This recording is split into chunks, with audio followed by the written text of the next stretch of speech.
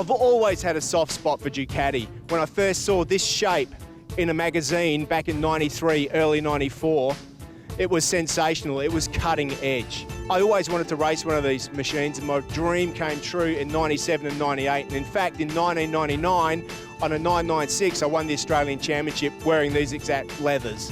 That's all history though, because things have changed. This is the latest offering from Ducati, the 1299S, and I'll tell you what, this is a beast.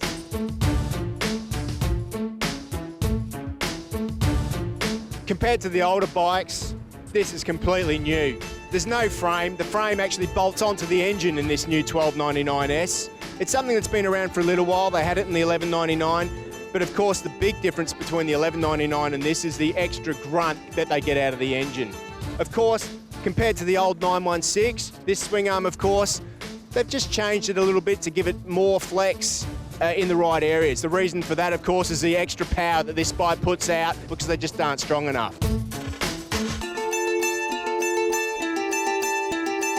Of course, it comes with top quality Öhlins suspension, a TTX rear shock. It's pretty much ready to race. The special thing with the S model, of course, is it's got the semi-active suspension, which is adjusted by the ECU to suit the riding conditions. The 1299, of course, has got traction control, wheelie control, all the usual adjustments that the other superbikes have got. But the big thing about this bike is it's got the Bosch inertia control unit.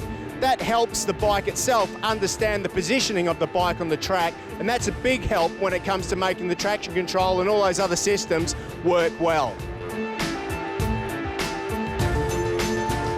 Ducati have always used Brembo brakes, and of course, that's the brakes from the 90s. They were very good.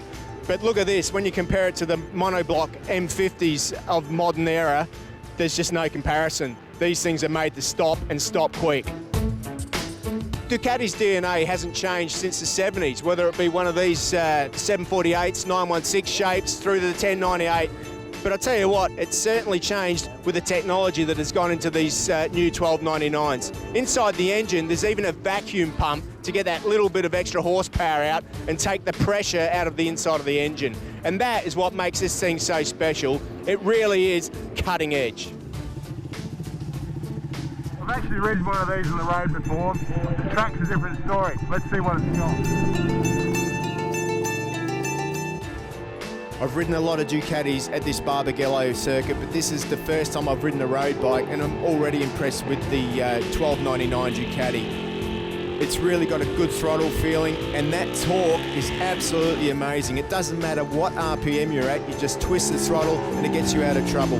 Changing gears on this thing is really easy with Ducati's quick shift system. It just allows you to go up and down the box without touching the clutch. But once again, the torque and the handling, I was expecting this thing to be, I don't know, maybe not as nimble as it was because of the 1299, but it's a very nimble machine. And the way that you can just tip into the corners, it really does give a good balanced feel. The power up the hill and over the top of this crest here at Barbagallo really does get a bit of a mumbo on. And man, oh man, I can feel that wheelie control cutting in. The braking is sensational. You know what? It really handles well over the bumps as well, and I can feel that semi-active suspension changing to suit my needs. This thing is a torque monster. I love it. It's been a long time since I've ridden a Ducati, but just the difference between this and a four-cylinder machine, it really does have a lot of torque at the bottom end of the power range. It takes a little bit of getting used to, but when you do, it's a lot of fun.